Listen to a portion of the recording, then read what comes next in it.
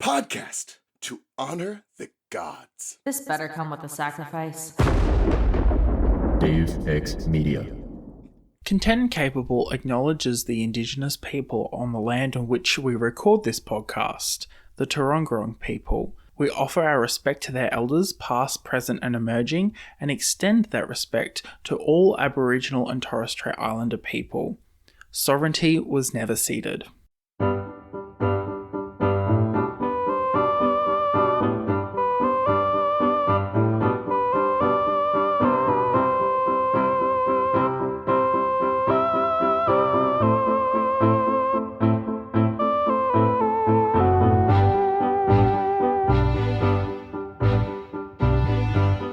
Welcome to Content and Capable, the podcast where someone's let me interview famous people and we're not quite sure why. My name's Sam, I'm your host. I'm back here again at all hours of the day recording. And joined with me today is Adal Rifai of Adal Rifai fame. Welcome to the podcast. Which is not trading well on the stock market, I have to say.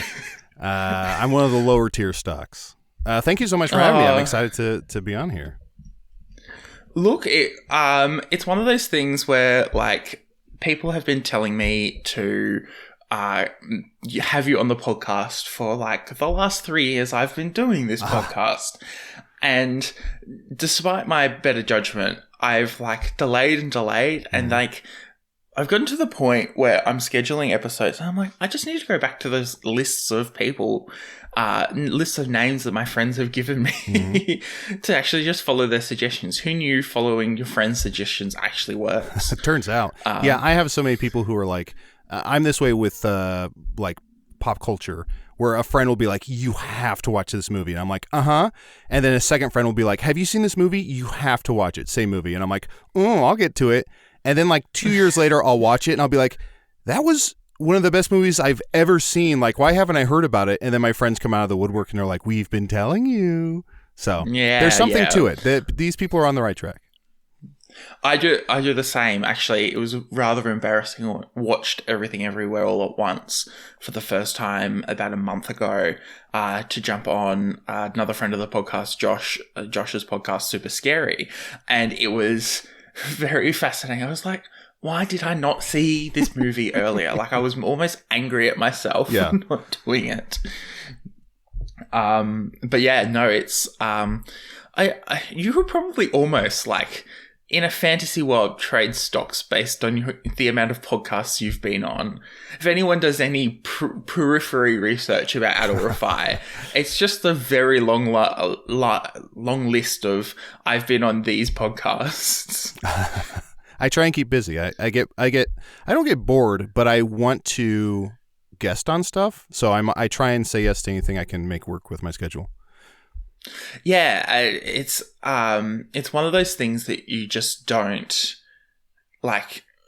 Podcasting and guesting on a podcast is like very low effort and low impact as well, which is just like very fascinating. I'm like sitting here going, I'd love to go guest on someone's podcast because it just means I don't have to edit or manage social media or anything else. Yeah, there's something nice to being on a guest and just sitting back and being like, this is somebody else's problem. Watch the technical difficulties just roll through. So how did you get into podcasting to start with? So my very first podcast, boy, oh boy, this would have been maybe like 2012 or something. I have a friend, Arnie Niekamp, who I'll mention again in just a moment here, but he was doing a lot of podcasts. He did one that was called Mystery Cove, I believe, that was inspired by Lost. So it was a podcast that recapped a TV show that didn't actually exist. So every week they'd recap an episode of quote unquote Mystery Cove, which wasn't a real TV show. So it's just kind of making fun of Lost and all the twists and turns and conspiracies and Easter eggs and stuff. So he was doing that. He was doing a few other podcasts. So I was really inspired by him from the get-go.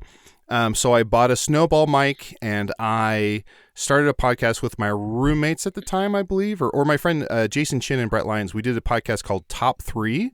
So basically every episode we'd have friends on, and we'd be like, we're going to do movies or books or foods or beverages or whatever it might be. So we just go around the horn and everyone would list their top 3 of whatever the category was. I want to say, again, 2011, 2012. I don't know if those are still, I don't think those are still out there. They were on Apple Podcasts, and I think I failed to keep up the fee for hosting or whatever. So those might be gone forever. So I did that, and then at some point, Arnie Niekamp he had me guest on a lot of his podcasts, which are still around and are very good. And so he was starting a new podcast, and me and him were on a team at I.O. Chicago, which is an improv theater, comedy improv. And he approached me at a wedding drunkenly, and he said, I'm thinking about starting a new podcast. It would be a fantasy world where I fall into it, and you're one of the creatures or one of the beings that inhabit the world. And I said, can I play an animal? And he goes, absolutely. And that became Hello for the Magic Tavern. So I feel like that was the sort of podcast that, quote unquote, put me on the map, if you can say such a thing. So that's sort of my entry point into my current situation. It's fascinating you mentioned the drunken conversation. I swear half the podcast ideas I've ever agreed to or discussed has been while I've been I am way too many drinks in to drive, but we're going to talk about, a creative endeavor that may last many years. which is just as dangerous. Just as dangerous all the time. I've never really I've sat down and had these conversations with these people, Often it's friends of mine who work in especially journalism, and we're all sitting here mildly panicked because we can't find jobs, and just going, I've got to do something to broaden my scope, and you do a podcast, Sam. How's that? And and it's okay, I'll tell you, what podcasting is like. And they're like, I had this idea. And I'm sitting here going, I am too drunk to tell you whether that's a good idea or a bad idea. And I'm worried I don't have the filter to kind of not offend you at the same time. I will say I've had many of the similar conversations where people will because they know I'm a full-time podcaster, I do it for a living, they'll approach me drunkenly. I'll be drunk as well. And they'll pitch me on 3 or 4 ideas and be like, I'm tinkering with this, or I'm starting this. And to me, the big thing is 90% of the hurdle to overcome in podcasting is doing it. I know hundreds of people who have mentioned podcast ideas, good and bad, and everywhere in between. And rarely do they even attempt them. So to me, it's a whole thing of even if it's a bad idea, if you just start doing it, if you record it and maybe toss away the first few episodes as you sort of home in on what you are looking for or what you want, that's 90% of the battle. So if you have, it is. I'm very much of the mind that we're still in the Wild West era of podcasting. I think podcasting is the butt of many a joke nowadays of everyone has a podcast, or listen to my podcast is such a punchline. And that's fair, but also I feel like it's a wonderful medium, and I feel like there's still so much to be done and so much that can be done. So I'm very much of the mind that anyone who has an idea for a podcast should try it out or do it, even if it's just a creative outlet for them and 2 friends, for mental health reasons, just do it. So that's the hill I die on.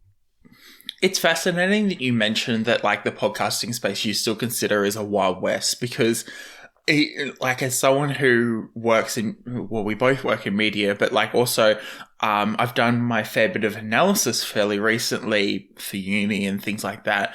It's very fascinating to talk about the way that media matures, because it's not something that you really think about very often, of where does that point come where, this medium has actually become a mature part of the media landscape. Yeah. Yeah. But yeah, no, it's very fascinating. We talk about, the whole podcast as being the butt of the joke as well, because it's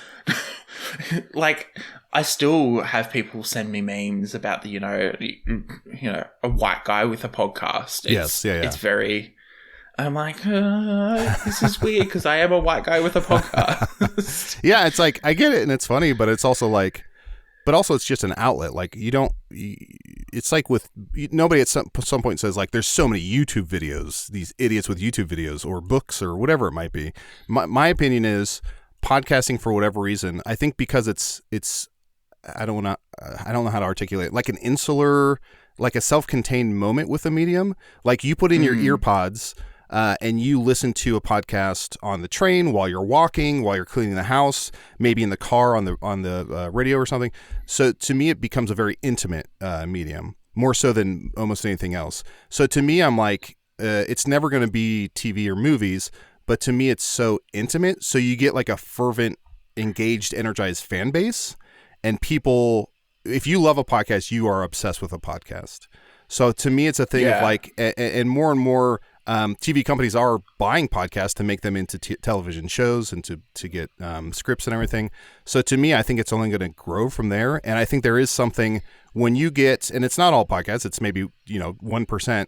When you get a podcast that makes you feel like you're hanging out with friends, or makes you feel like you're listening to the most amazing audiobook or something, that's something special. I think that feeling and that fandom will never go away. So that's why I think there's such a high ceiling to podcasts that we haven't even touched yet.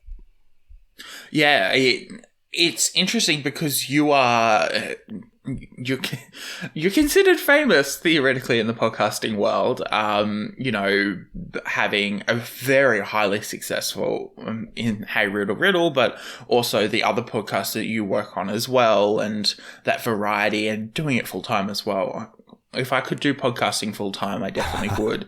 But hopefully my boss doesn't hear that. We'll beat that out.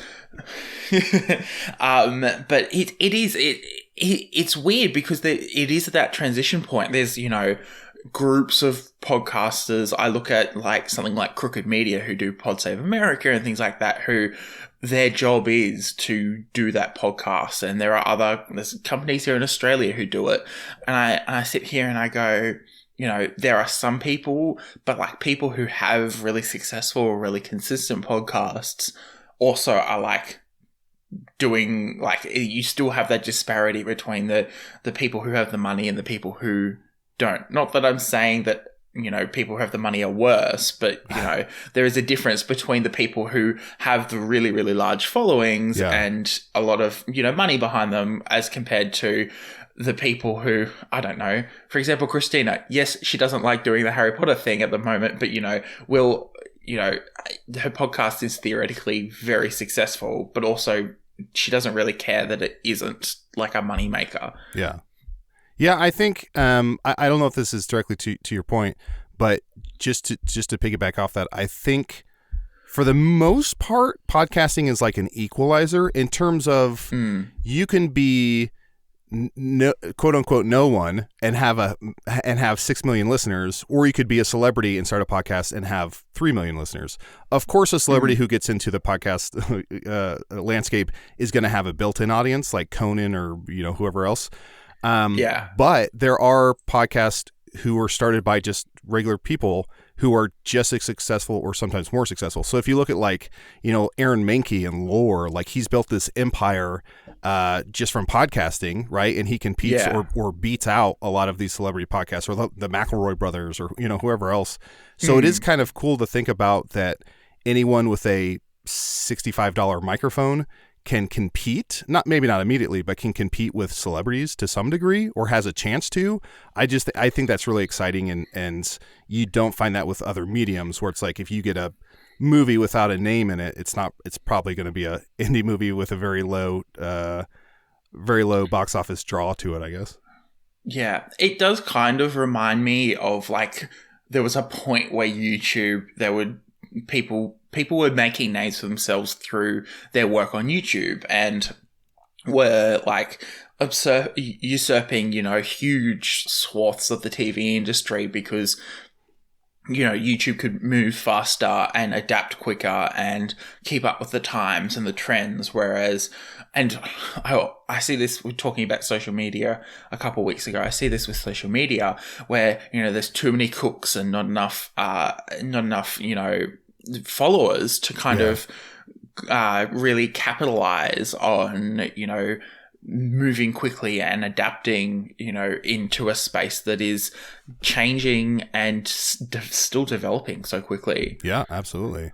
And it's even with audio, with podcasting specifically, you can, if you and I were to start a pilot of a new podcast idea we have tomorrow, we could do 10 pilot episodes, an hour long each. And if we don't like them and we scrap them or we grow and learn from each subsequent one, we're out 10 hours of our time and that's about it.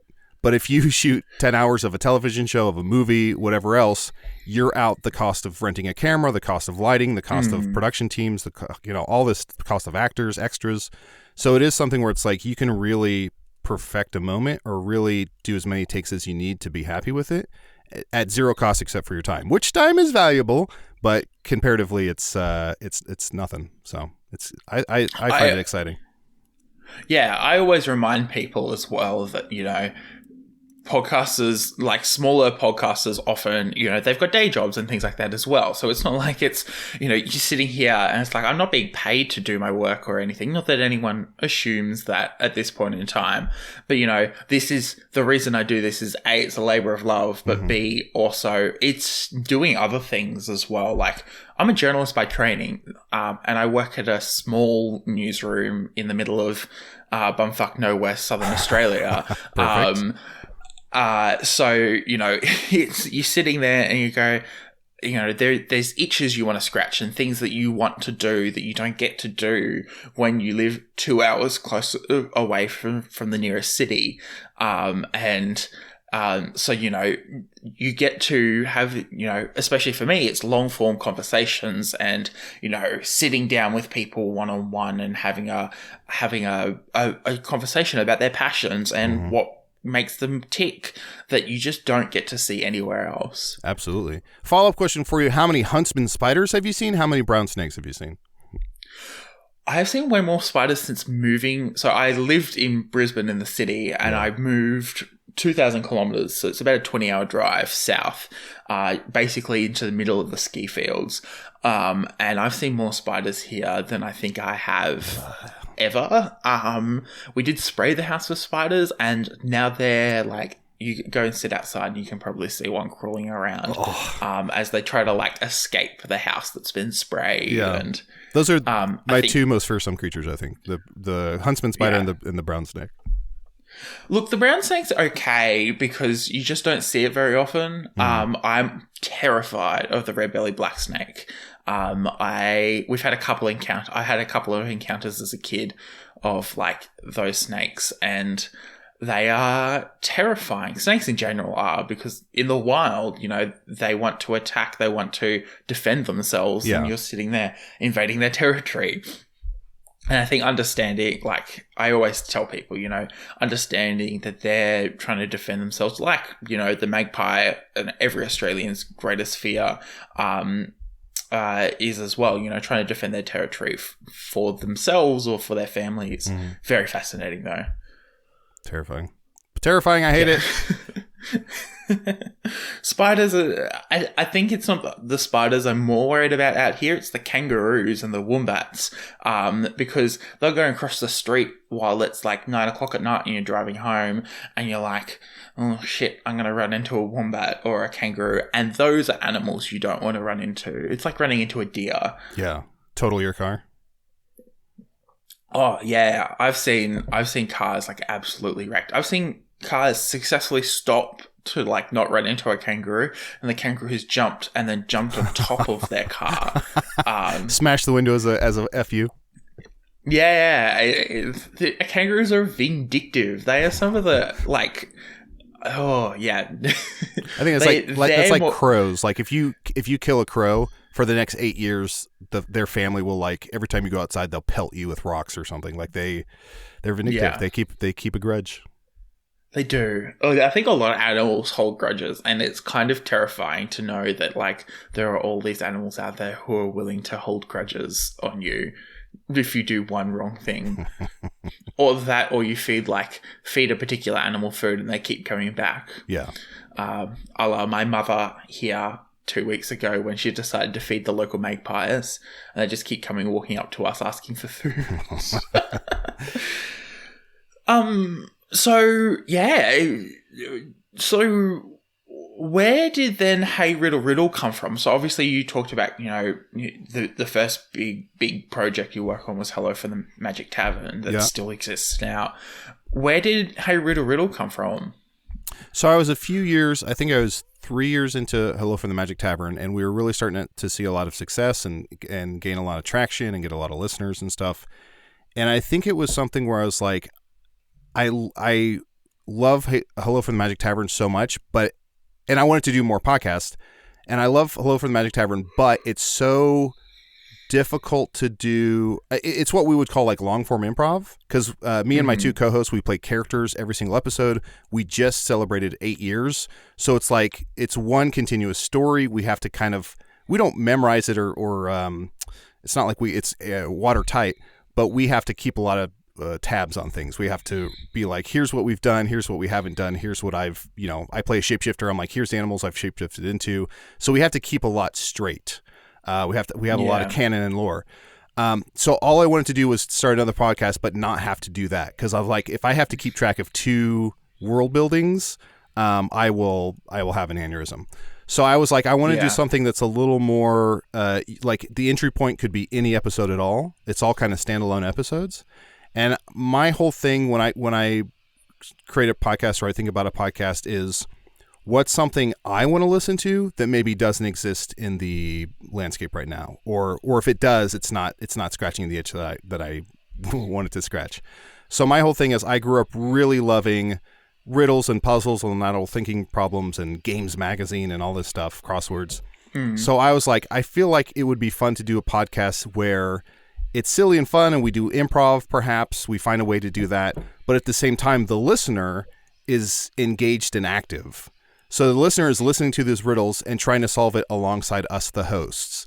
And it's almost like the Jeopardy effect of, I love watching Jeopardy, and one of the best parts, one of the reasons to watch, do you have Jeopardy in Australia, I assume? Maybe not. We got similar things. I don't think we actually have, we understand the concept though. Yeah. So one of the most satisfying reasons of watching, one of the biggest reasons to watch Jeopardy is to see a question go up on the board and go, Easter Island. And the contestant goes, and you go, Easter Island, you idiot, you fool. And the person goes, Madagascar. And then the host is like, no, I'm sorry, it's Easter Island. You're like, I said, and you turn to everyone in the room and you go, like, I knew that. You feel like a big man. So I wanted something that captured that essence. And I felt like Riddles is the way to go, where people feel smart, people feel smarter than us, people feel like they know the answer, people feel like they can solve it alongside of us and compare to us. So I wanted all that plus improv. So we found a way to jumble it all together, bake it into the format, and I've been really happy with it. Wow, that's amazing. I will have to echo, I love puzzles and riddles as a kid. Wasn't very good at the whole riddle thing, but my father had these like logic puzzles where you would have to like tick and cross where like two things met based on like the set of prompts. And Sally's taller than Jeff, but Jeff is shorter than Tim. Yeah. And it's like, it goes so complicated. My siblings are so much better than I am, but I absolutely love them. I actually, when I tutored kids and we had nothing to do, I would pull them out, and these kids would lose their minds over the fact that they couldn't quite get, one like little section. It was like, and I would lose my mind alongside them, because we're both like descending into insanity together. Because once you get too far into a logic puzzle, logic's still there, but everything else ceases to exist. And if you stop, you actually like lose that train of thought, and it kind of all falls apart, which is hilarious. We found something on recording Hey Riddle, which is when you are, and I assume this is also the case for Jeopardy, or if you're playing a sport on live TV or something, when we're recording, our intelligence goes down by 35%, because we're trying to make sure our equipment's working, we're speaking into the microphone, we're trying to enunciate, we're trying to project, we're trying to keep track of the information, we're trying to be aware of any breaks coming up, like an ad break or whatever that might be. So it is something of like, we have so many things we're focused on that we find ourselves being a little bit dumber than we normally are. So it's like, that also helps the listener beat us to the punch, to the answer a lot of times, just because we and same thing of like, if I was on Jeopardy, I know there's questions where I would know the answer, but I would probably forget it in the moment because I'm so focused on, I'm sweating, I have this little button, I have family in the audience, I know this is being broadcast to 32 million people. Like, there's so much going on behind the scenes that makes someone fumble an answer. Where when you're at home sitting on the couch in your pajamas, you can scream the answer and be like, this is so easy. These fools, how come they don't know it like I know it? So we did find that there was that sort of, I'm sure there's a name for it, the spotlight effect. Or no, that's a different thing. Yeah. But I feel like there is probably some sort of name for that. Oh yeah, I worked in radio for 3 years, and the amount of dumb stuff I ended up saying on the radio by accident, just because I was so focused on like making sure everything was running smoothly or getting the next, thinking like 5 steps ahead.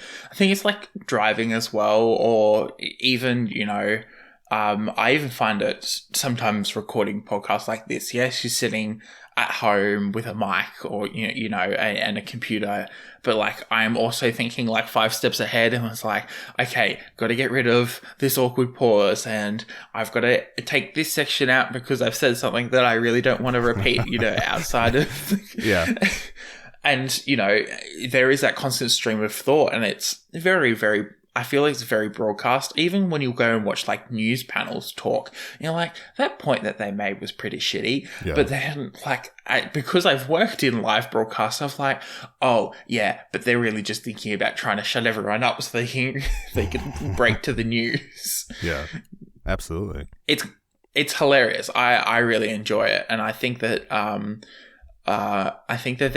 it's a very fascinating, like little bit of a little quirk about, you know, having your voice or your face broadcasted online, as you get to understand that delay a little bit better. Yeah. So when you created Hey Riddle and you know, even before that, Hello from the Magic Tavern, were you like, what were your goals initially when you started the podcast?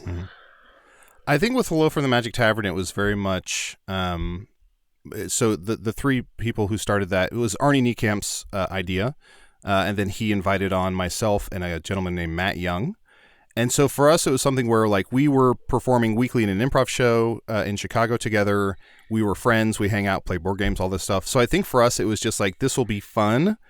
And, you know, our 25, 30 friends in the community will listen to it and enjoy it. And we'll draw from this pool of talent we have in terms of other teammates and other friends we know.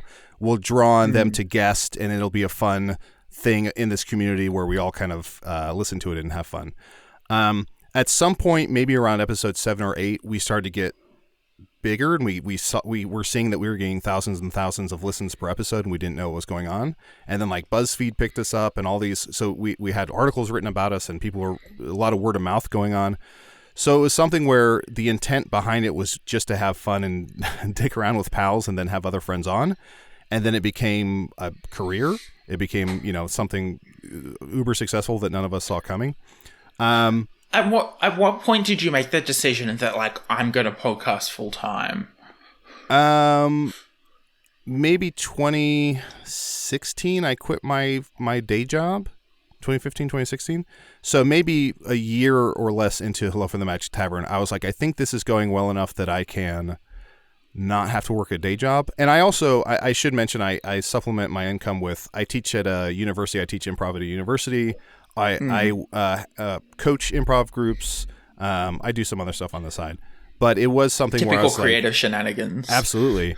But it was something where it's just like realizing that this had legs and realizing that there was a very fervent fan base. I think I was like, I think, especially when like fan art started to come out, we would get like dozens of pieces of fan art per week. And it was like, oh, this is really something. Like people are really, if they took the time to draw this or create this, there's something to it. Like this, I would never do this for shows I like. Like there's a lot of stuff I enjoy where I'm like, I wouldn't commit 3 hours to drawing something of them. Who can be bothered? So I think that was kind of eye-opening. And then with Hey Riddle, I think I just started to realize as an improviser, as someone who'd been improvising for, 15 years of my life, Improv is so fleeting, and so the maximum amount of people you get at an improv show is, we'll say, 150 people tops, most likely, unless you're doing something huge. So every time you do an improv show, 150 people max. It's probably not going to be that on most nights. You do something funny, you have an amazing show. Only 150 people in that room saw it, and as time goes on, they will forget about it. And when you recount stuff to people, if 2 weeks later I say, Samuel, I had this show, I played this character, it was so funny. I was a tarantula and my legs fell off and I had to be carried, and and as I describe it, your eyes glaze over and you go, So it's something that doesn't, you can't retell what happened on stage and make it enjoyable to anyone because they don't give a shit. Unless you're there, nobody cares. So with podcasting, I think the biggest sort of surprise for me was like the permanence of it, which is we improvise, and this is here for who knows how long. So with Hello from the Magic Tavern, with Hey Riddle, every week I get, with Magic Tavern, maybe hundreds of emails, with Hey Riddle, dozens of emails where people are first discovering it. They say, I just listened to the first episode. I just listened to the first couple episodes. Love it, right? Magic Tavern's 8 years ago. So this idea of something we did 8 years ago is still, people are still stumbling upon it. That to me is the magic of it. And that to me is the reason why I continue to do it and continue to try and just nail down this permanence. Because everything else I've done in my improv career has been so enjoyable, but it's lost to time. And there's a beauty to that. There's a beauty to being like, unless you were in the room, you never got to see it. But I think this permanence is really, for the improv art form, is just really exciting and something I never want to let go of. Yeah, it's very fascinating. Improv, and I think even like just broadcast in general, is one of those things that if it's not being recorded or reproduced in any way, shape or form. So, I worked in radio. We weren't converting things to podcasts. So, we're sitting there and I'm like, if I make a mistake, whatever. Or, the funny joke exists there, but you're never going to be able to repeat or replicate that situation ever again. Like, that's just not how that works. And it was so fascinating to kind of have to deal with the lack of permanence in it. And it was, you would leave a studio, and it's the same with music to an extent as well. You leave a show or you leave a performance, and you can kind of understand why people, end up becoming drug addicts, because they want to ride that high as long as possible. And it is so fascinating because it is one of those things you look at and you go, wow, that was amazing. And this is why I have like such mad respect for stand-up comedians who do the same show, especially those who like, we're about to start our international comedy festivals down here. Nice. People who do the same show night after night, and just make even the smallest changes, but that's about it. Yeah, just keep sharpening the same act over and over, and then eventually maybe like do a special or something. I think that to me is the hardest thing, like being alone on stage and crafting it to the exact wording, to the exact pause, to the exact let me take a sip of my water while the audience applauds. Like that's truly I cannot grasp how that's done. They're masters of their craft. I do think there is for speaking about improv and podcasting, I do think there's a trade-off, which is like when you podcast, when me and my co-hosts JPC and Aaron do Hey Riddle, there's no live audience. So there's a trade-off in terms of like when you improvise for a house of 150 and scenes are going well and something's funny, it's intoxicating, like you mentioned. Like there's this wave of like applause and laughter, and you're like, oh my God, this feels incredible. With podcasting, there's no one in the room, so you're relying on cues from your co-host in terms of like what they're laughing at, but you don't get that. You don't get to feed off the energy of the audience, right? But the trade-off is the permanence for that. There is something nice also to just be like, I'm going to trust myself, and I'm going to trust that what I'm saying or doing is fun or interesting, without the audience. Because I know sometimes when I've improvised or when I've watched other groups improvise, you start to pander to the audience in terms of like, if the audience isn't laughing at one type of humor, but they're laughing at another, you start to really lean into whatever they're laughing at. So you start to cater and pander to the audience, which is necessary. But with podcasting without a live audience there, you can just kind of be like, I'm going to trust my instincts, or I'm going to trust in myself. And hopefully it all kind of ties together. Yeah, I think that like podcasting ends up being one of those more unique forms of self-expression in that sense, because you don't have that immediate feedback. Even like, I will say, you know, having worked in radio, you get that feedback through a text line, or on television, you've got like a team of people standing behind the camera. You get some sort of feedback. Whereas in a podcast, you have to either yourself or your co-hosts or your guests. Those are the only people who are going to measure whether what you're saying is good or not. Yeah. And I think it's a big trapping as well of working in, you know, in this industry, is that you can sit here and, you know, the joke we made at the start where, you know, a white guy with a podcast, it does, you can kind of become this echo chamber. And we've seen it happen with, I can think of, I don't like dragging on him, especially because the platform he's with is also the platform I distribute through. But, you know, Joe Rogan, you know, is a perfect example of being in your own echo chamber and actually not hearing any of the feedback that's coming back towards you. Yeah. Yeah, because when you're in, absolutely, if him or his guests say something outrageous or insensitive or whatever it is, there's nobody in the room to guffaw or walk out or whatever that might be. Whatever reaction might make them rethink what they're saying. There's none of that, so they just get it. There's a boldness and confidence that grows with continuing without any serious feedback.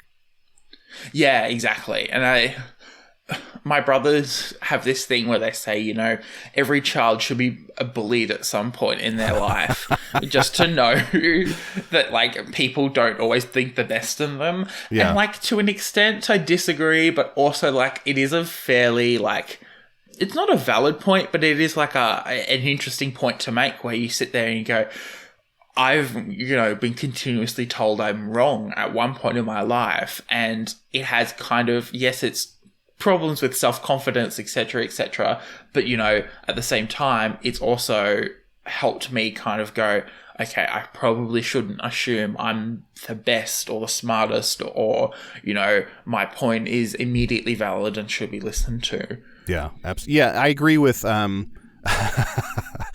maybe I do agree that everyone should be bullied at some point. I definitely have gone through bullying as a youth, but I think there's something nice about the difference between if someone hasn't been bullied or hasn't been told no or hasn't been course corrected. There's that maniacal confidence of like, anything I say is amazing or correct or whatever that might be. But I feel like maybe where I'm at is like, I have hit a point where I'm like, I know I'm not the funniest. I know I'm not the smartest. I know I'm not the most interesting. I know all these things. I know all my flaws, but I'm okay with what I am. That confidence, I think, is nice. Where there's a gap between those two, where it's like, I don't think I'm God's gift to anything. I don't think I'm God's gift, period. So I think it's something of like, I'm just comfortable with where I'm at because I've gone through whatever I've gone through, versus like my shit don't stink and I can get away with saying anything. I think there's a difference between being confident that you're on the right path and, you know, a blind, you know, assumption that you're worth the time of day to everyone to be listened to. Yeah. And I think it's definitely been an interesting thing over the last 3 years running this podcast, where if anyone, and I don't recommend it, but if anyone went back to the episodes I produced in 2021, you can see I'm all over the place. I'm actually not quite sure which direction the podcast wanted to go.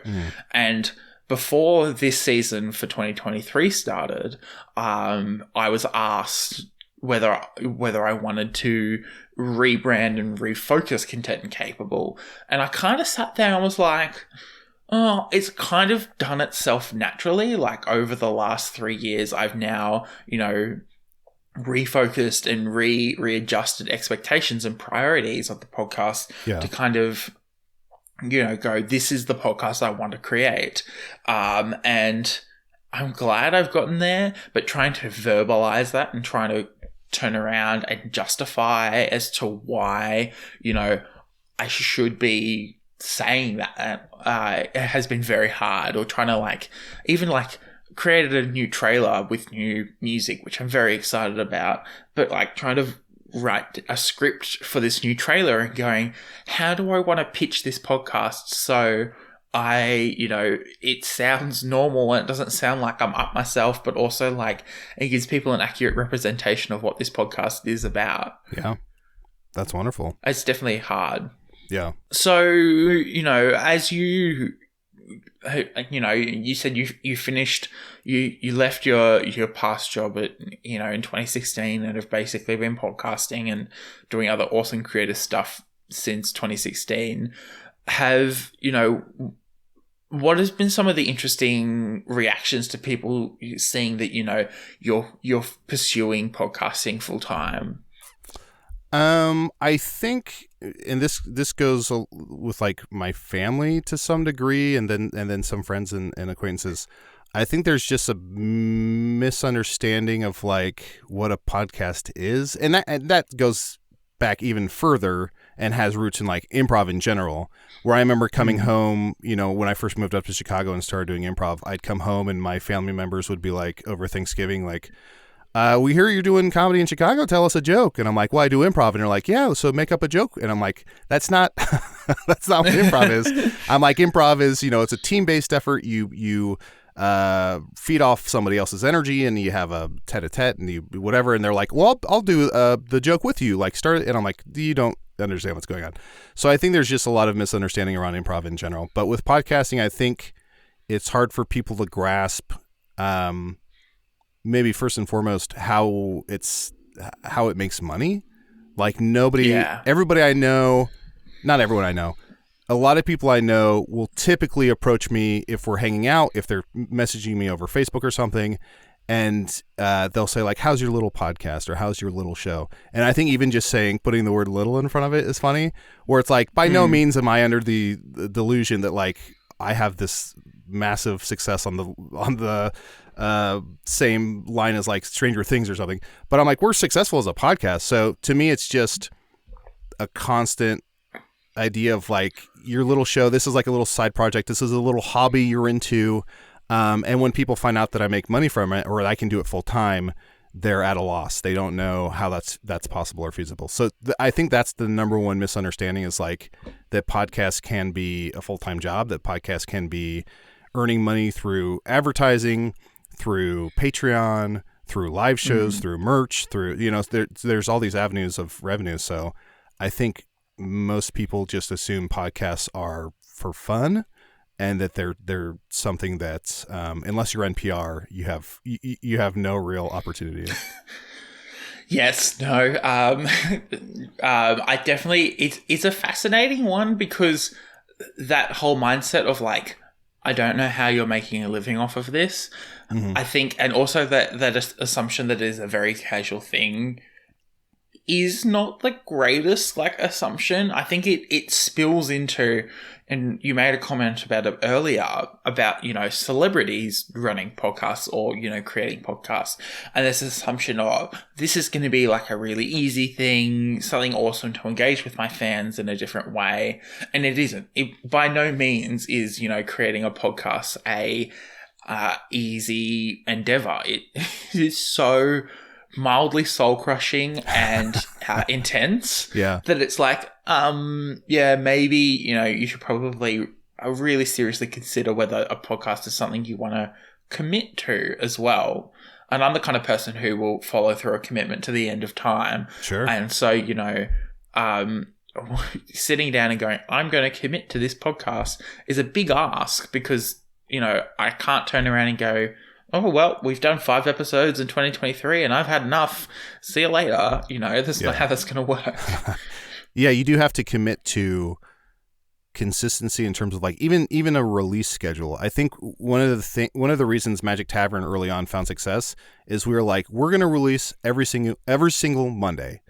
We're going to release an episode. We might take a week off for holidays or something, but every single Monday we're going to have an episode. So early on we committed to that, and I think that's how we were able to grow, because I've also done podcasts that I've had a wonderful time with, but it's something where it's like we release on a Wednesday and then 3 weeks later we do like a Friday, and then 3 months go by and then we do a Monday, so it's something where it's like people will fall off. There's so much content out there. People, if people aren't allowed to look forward to it, with consistency, then they're going to fall off of it, right? My favorite TV shows, my favorite whatever it might be, I'm like, oh, I know this comes out every Thursday. So Wednesday night, I'm like, tomorrow morning, can't wait to wake up and watch Poker Face or whatever it is, right? So I think you have to allow your audience to get excited and with consistency. And if you don't do that, you're going to have a hard time getting off the ground. Yeah, it is a very fascinating thing, like, especially when you're self-propelling yourself and you want to stick to like a consistent schedule. And, I think everyone has this kind of like school mindset of like, so often in our lives, someone else is enforcing a deadline on us. And when you have to enforce that deadline upon yourself, it becomes like infinitely harder. And it is kind of scary to go, I have to make sure that this podcast gets released on a Monday afternoon. It is kind of really mildly scary.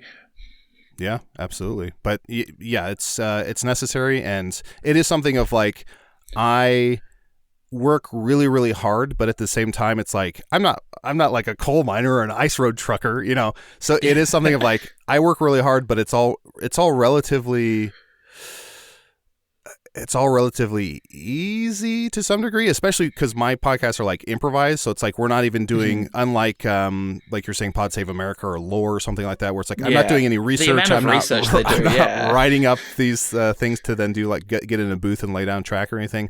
So it does feel sometimes like I'm cheating, but it's at the same time, I'm like, I do feel like, all things said, I do bust my ass, but it's hard to sometimes prove that. It is very fascinating, and I think you make a very interesting point.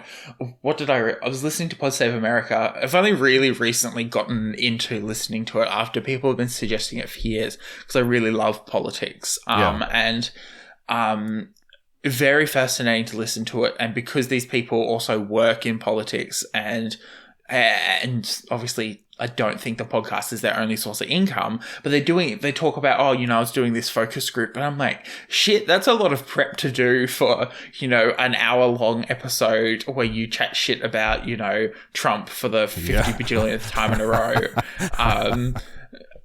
It's very, very fascinating.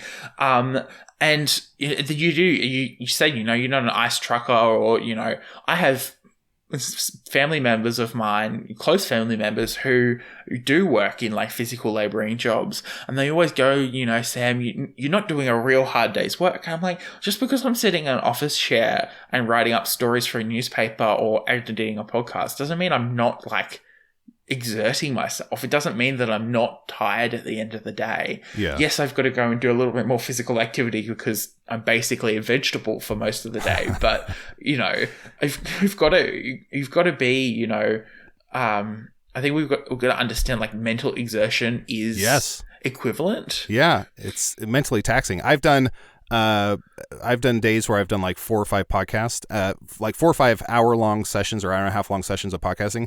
And by the last one, I am so slap happy and I'm misspeaking and a lot of malpropisms. Like it becomes a thing where it's like my brain, anyone's brain, I think would just turn into a buttery, sweet, sweet goo.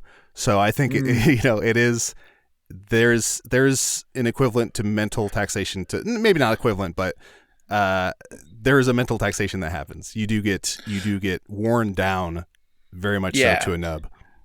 It's like a safety officer kind of thing where like you might not be actually doing the work on the floor, but you're watching it and actively, monitoring what's going on. And it's active listening is the same thing. It's really important for improv. It's really important for podcasting. It's really important for all kind of media. And it is way more taxing when you're actively listening for 5 or 6 hours of the day rather than, the 1 or 2 hours that you're at home with family or something. Yeah.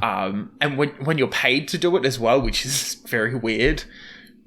Yeah. And sorry, you go. Oh, I was just going to say, and this brings me to something I wanted to say I feel very passionately about, and I didn't early on in my podcasting career, but I do think there is such value in what we do, where at first I would constantly just kind of belittle myself and be like, oh, I do this dumb podcast or yada, yada.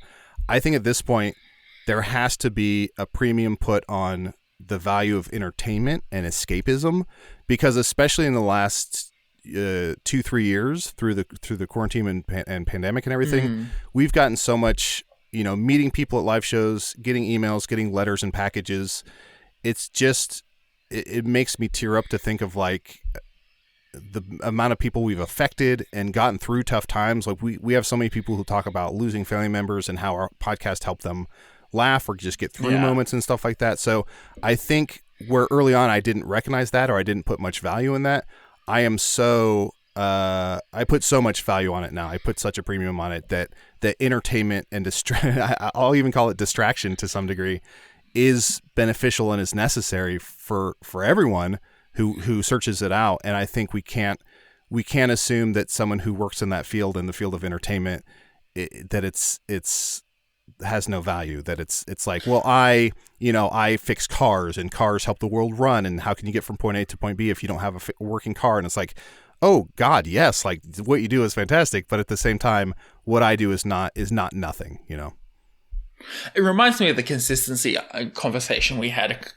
a couple of minutes ago at this point, but it reminds me of that consistency conversation, because when you are part of someone's routine, whether you realize it or not, it becomes really important for their mental health, regardless of whether they're going through a tough time or they are perfectly fine.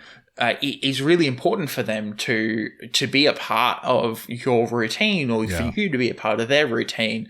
And I think that, releasing a podcast at the same time every week, not that I am the bastion of releasing podcasts at the right time all the time, but, doing that or still existing or still continuing to do what you do because you can see there's a positive impact in some way, shape or form, I think is way more important to like stability than, lifting heavy things. Yes, the lifting the heavy thing adds to, a larger project or something else that's probably just as, if not more important. But, that consistency of being in people's lives and people's ears, or being a part of people's conversations is really, really important. Yeah. We offer, don't quote me, don't leave this in, but you don't take this for too much face value. We offer some amount of like mental health, right? I really hesitate to say that, but I think I'm just talking about, one iota of assistance with mental health. Oh yeah, I think and there have been podcasts that I have listened to for my mental health or for my sanity.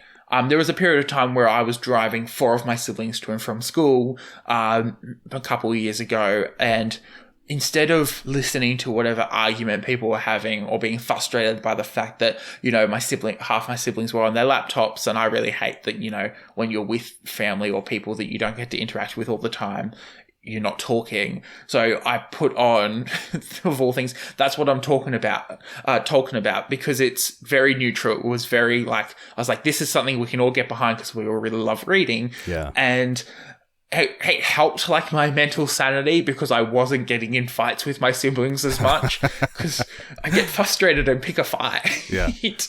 But yeah, it is. It's so fascinating the way that, people use podcasts, comedy, improv, the news, any sort of entertainment to kind of stabilize themselves in some way, shape or form. Yeah. I definitely do that of if I'm in a funk, I'll put on something like, I don't know if you've listened to Freedom or Comedy Bang Bang or, any of those shows. Anything with Janet Varney and hear her laugh, those are all such salves for my woes. So I think when I talk about mental health, I'll at least speak for myself, and it sounds like you share a sentiment. But I just want to be careful not to be I work in the mental health profession. Me making butthole jokes is offering a great service to the minds of America.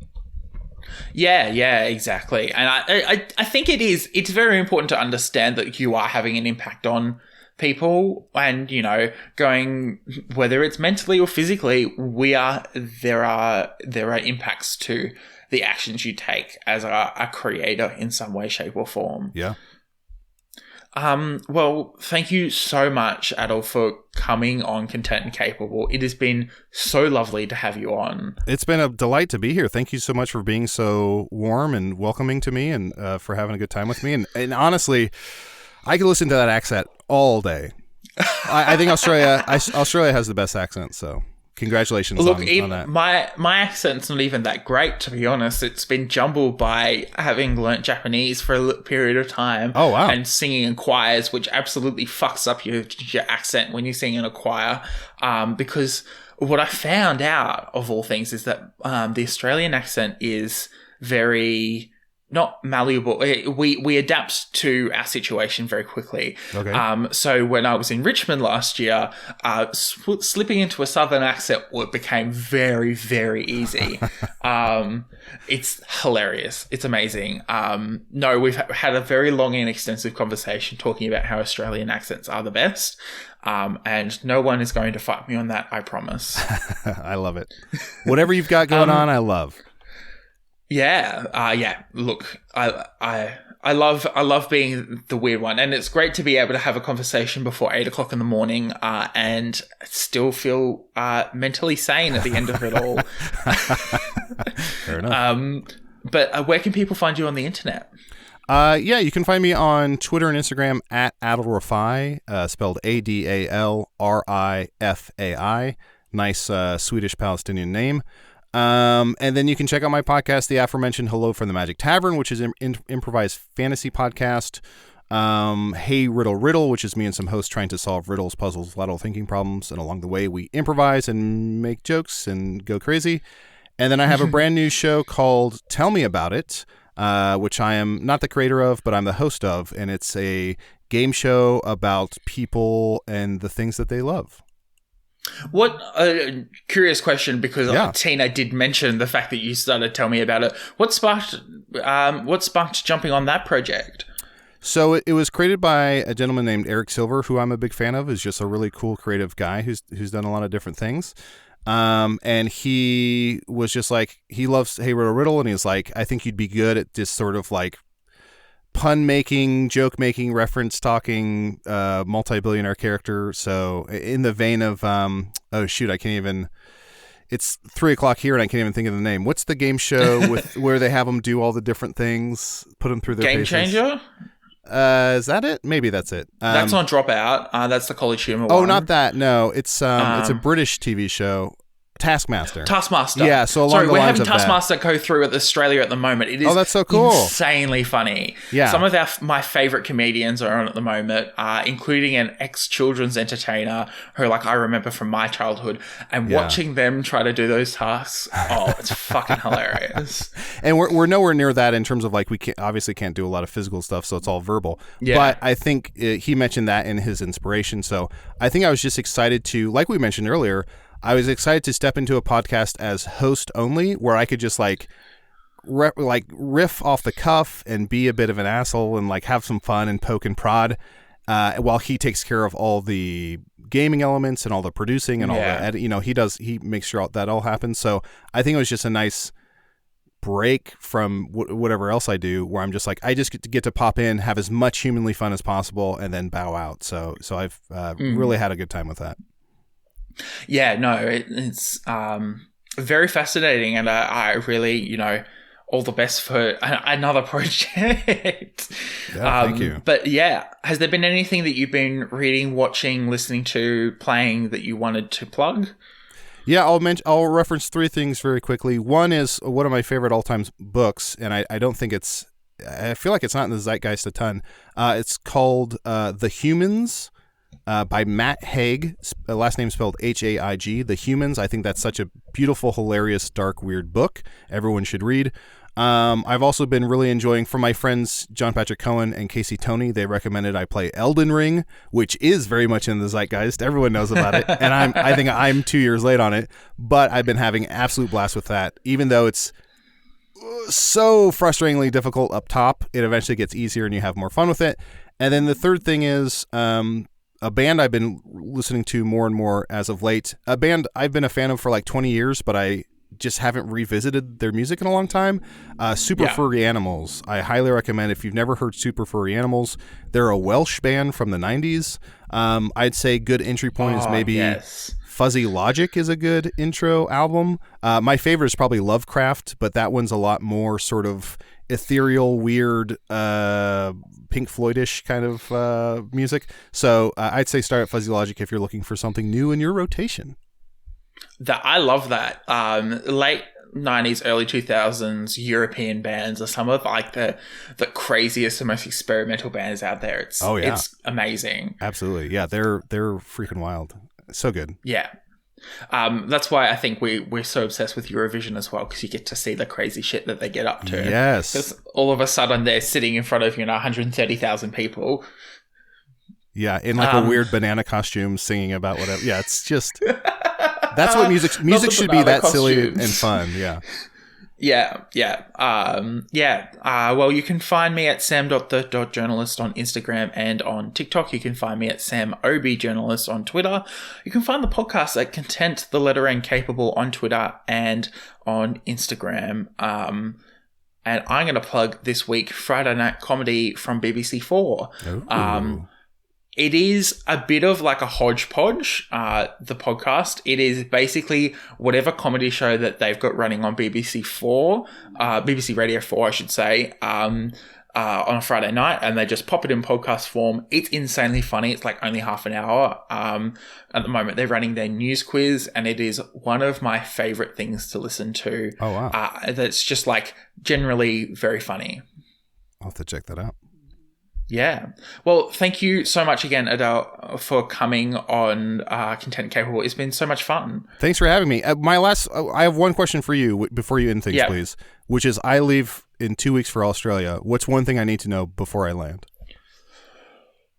Don't bring sun cream from the States. Buy sun cream in Australia. That's what I was looking for. Thank you. Yeah. It'll be fairly sunny because it's only autumn. What area of Australia are you going to? Going to Canberra. Is that how you pronounce it?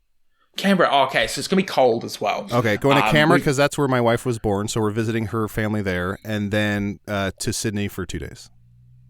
Awesome. I have a creator you should definitely follow for some cool stuff to check out in Canberra. And Sydney. It's amazing. You won't ever get bored in that city. Canberra is lovely. It's one of my favorite cities to visit. And I've got family friends. I'm only just up the road, down the road. So well, come meet me for a beer, but do not bring your spiders and snakes. I won't bring. I promise. The resident spider that lives on the outside of my car won't come. Content and Capable was recorded, edited, and produced by Samuel O'Brien. You can follow the podcast at Content the Letter N Capable on Instagram and Twitter, and you can find it on Facebook. You can also send an email through to contentandcapablepod@gmail.com with any of your thoughts, queries, or concerns. The best way to support the podcast is to leave a review on your preferred podcatcher so more people can hear the podcast. The art was done by Opia, and the music was written, edited, and produced by Jason Hilton. Content and Capable is proud to be a part of the Deus Ex Media Network, where you can find a podcast for any of your nerdy interests. This season on Of the Eldest Gods, we make our way through the maze of... Labyrinth. Yeah, Labyrinth, whatever. And we tell you all about the next book in the Percy Jackson and the Olympian series. And explain the context as we go along. So, the whole stuck in a maze thing is just a gimmick for this book, right? Yeah, sure, Ray. Hey, Charlie! Where the fuck are we? Only you can save us from the labyrinth by listening to our podcast. Help! Thank you for listening to Content and Capable. Don't forget to rate and review, and we'll see you next week for another episode.